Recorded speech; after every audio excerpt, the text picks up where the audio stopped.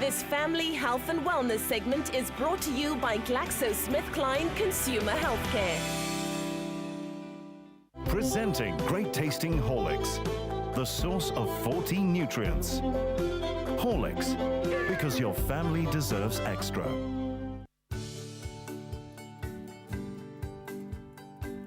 Espressos at the Fairlawn Boutique Hotel and Spa in Sandton, Johannesburg, with nutritionist Nikki Robertson. We all know healthy habits last children a lifetime, but how do we as parents help our kids to eat better? Let's find out. We all want kids to have happy, healthy lives, and at the core of this lies a very good diet. But sometimes parents are really not sure what this consists of, and that's why we have Nikki on the show today. Nikki, how can parents ensure that their kids are eating the good stuff? Parents have to look at their own diets. Our children mimic exactly what we do, they model us. So if we're not eating a diet that consists of a lot of variety, different tastes, different textures, our kids are not going to be exposed to those things, and they're going to be very resistant to incorporating a variety of healthy foods in their diet. So to get your child to eat the good stuff, you've got to eat the good stuff. What is a good diet for a growing child? Children need everything. So we need proteins, we need carbohydrates, we need an abundance of vegetables. And one thing we do is we tend to eat just the browns and the whites and the yellows and the oranges, but there's a spectrum of different colors, and that's really important that kids get those different colors into their diets. The reason being is that in all the colors you've got something called phytonutrients, and phytonutrients are parts of the plant that help that plant resist disease and viruses. So when we eat those phytonutrients, we also become really strong. Our immune systems become really good at fighting those disease and bacteria and viruses that we're exposed to. If you can get through to a child that they should be eating rainbows, it's going to be a lot more fun for them than just eating their veggies. The problem is that as parents, when a child is fussy, we give in and we give them what they want, and we give them fruit instead of veggies because we think that at least it's fruit, at least it's natural, at least it's healthy, so we're giving a better option. But the problem there is if you just give a child fruit, they lose the taste for vegetables, and it's really difficult to get them to actually eat those veggies. Fruits are very high in sugar, and that's going to cause a problem if they eat too many. So when we're talking rainbows, we're talking everything from the reds, the purples, the greens, yellows, oranges, and when you really start looking, there's so much that you can incorporate. It's such an abundance.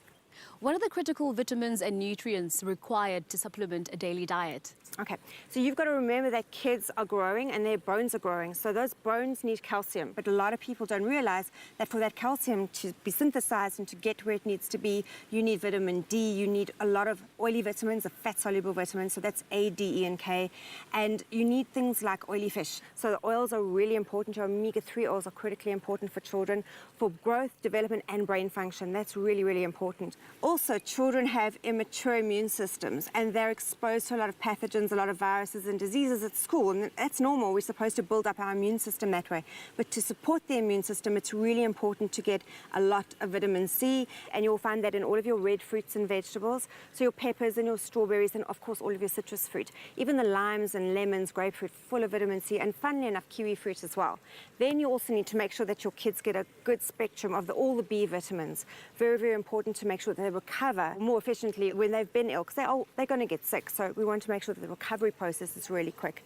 And you will find those in, say, your mushrooms and a lot of potatoes, sweet potatoes, high in vitamin B, and of course your spinach and those kind of greens. That really helps to support the immune system and make sure that when they do get ill, it's not going to take them down for a very long time.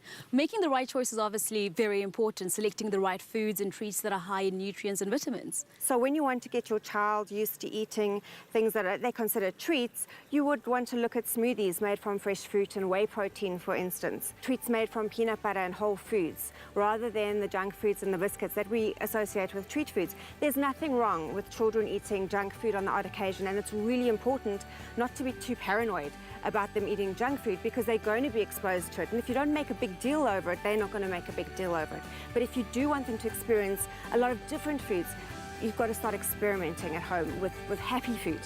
Nikki, thank you so much for sharing your interesting views about this topic. I'm sure parents out there will have benefited from your knowledge and wisdom. Thank you so much. If any of our viewers have concerns or queries about this topic, we suggest that you consult your medical practitioner. Presenting great-tasting Horlicks, the source of 14 nutrients. Horlicks, because your family deserves extra.